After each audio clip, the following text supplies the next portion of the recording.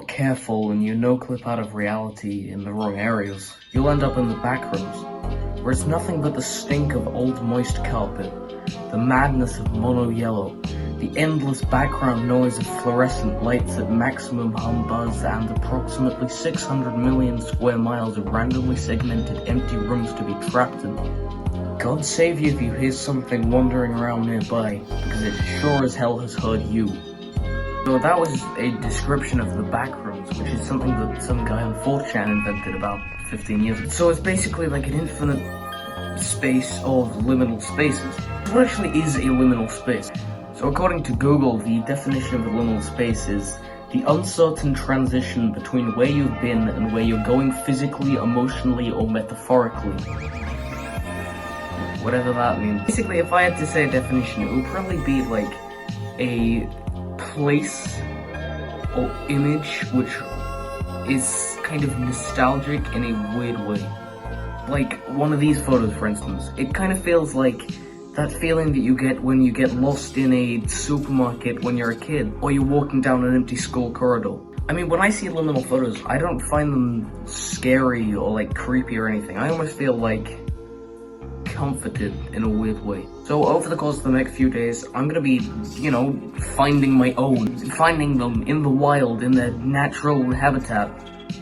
That sounds kind of weird. But first, how do you capture a good liminal photo? Well, a lot of people would tell you there's loads of like things about, you know, lighting and, you know, light has to come from behind the camera and the camera quality has to be terrible. I just think that a liminal space works when there's a lot of space in front of the camera and not much to the sides. So you have to kind of like, you know, play around with filters a bit to kind of like, you know, create the effect of death. Kind of like this one. Like, there isn't much, you know, to the sides. You kind of almost feel a bit claustrophobic. With all that said, I'll get going.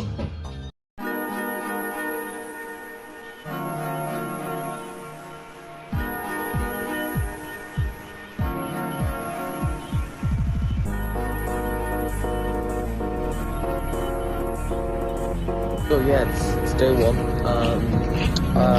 You know, I think the first place that I don't go to is shops and stores, just in general. Because there are loads of like, you know, corridors and tight passageways and stuff to, you know, get lost in as a 6-year-old. You might be thinking, oh, but what makes me different from any other of the liminal people? Well, you see, my friend, I got you. In this video, I don't only strive to be a liminal photographer, I strive to be the best liminal photographer. I will outdo every single alpha Oscar on the planet. And when I'm done, in true alpha style, I will post my photos to the liminal subreddit and, you know, get their opinion. I'm gonna stop talking now because it's cold.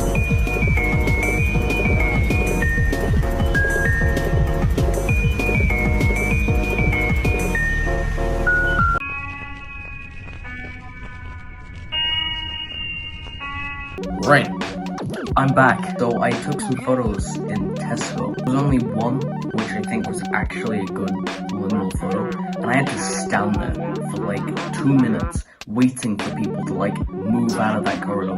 And by that point I actually did get told off by one of the guys who worked there, because you're not meant to film there and you need permission. But something good did come out of it. I got Frederick.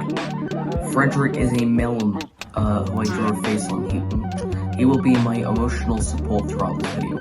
I would eat him, but actually in England, we're not allowed to eat anything other than scones. And if you do eat anything other than scones, you can't have tea for a week. And trust me, you only make that mistake once.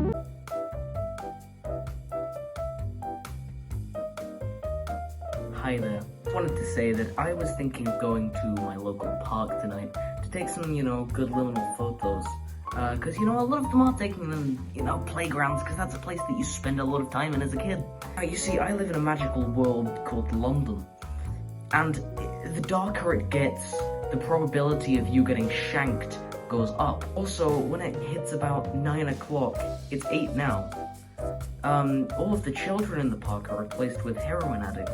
So I would rather not go to a park when it's dark in the middle of winter with my phone out speaking to a camera, and I run a pretty large risk of getting stabbed. Frederick's still alive. I haven't eaten him yet. Love you, Frederick. His days are numbered.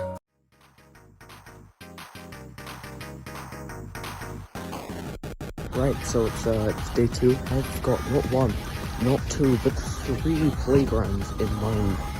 One of them is extra appealing because there are like never any people there, and it's really small, so it's not like a big open space. I'll go now. Bye.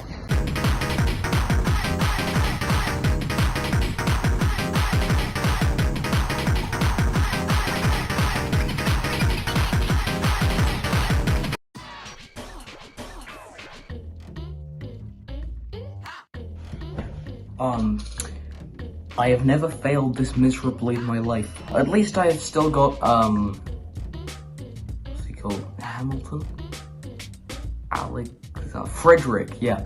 If you're wondering why I'm holding him at an angle, let's just say I got hungry. So I think the main problem with what I did is that I went to these playgrounds. And even though there weren't many people there, I mean, okay, that's not true. I went to 3 playgrounds. 2 of them were so full of people I couldn't even take a single photo. 1 had no one, but the fact that it was day just completely ruined it.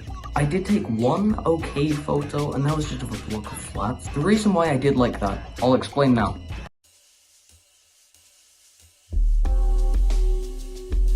Okay, so what makes this photo that I took so good? Now you might be thinking, oh, but it's just a picture of a building. You know, that's not that good. My friend, wait. So if I draw a little hill, okay? Now, you may be thinking, oh yeah, it's just a hill. What would make this hill stranger? A building, my friend. Something out of the ordinary that you would not usually find on a hill. So, my point is proven.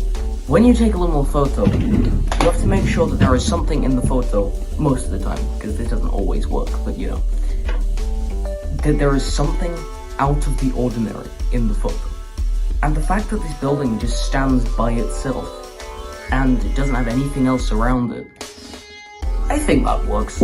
Oh yeah, but you said that you had to have a lot of space in front of the camera, and not much to the sides of the camera.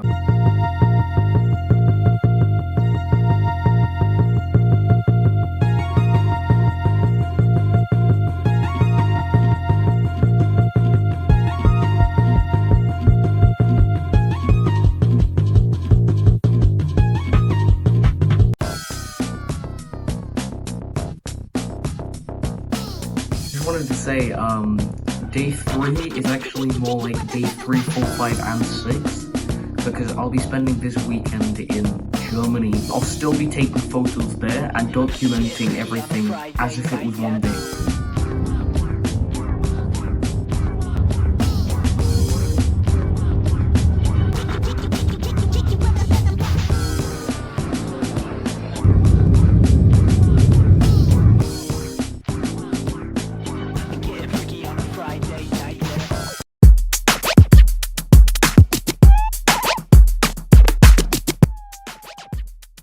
The day has come.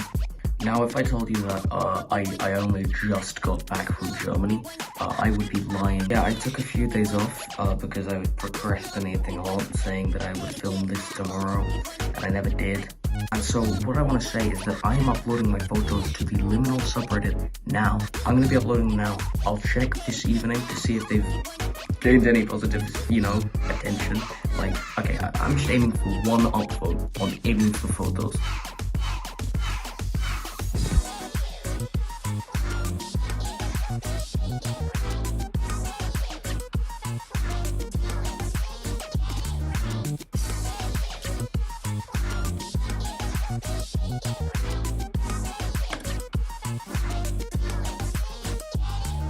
So yeah, that's the Liminal Spaces video. Yeah, in total, my photos got like 4 or 5 upvotes, which I mean, I'm proud of. I mean, for me, that's pretty good. I think that I definitely want to have another shot at this, because I think that I didn't really take that many good liminal photos. They were more just photos. I'm gonna make a promise, okay?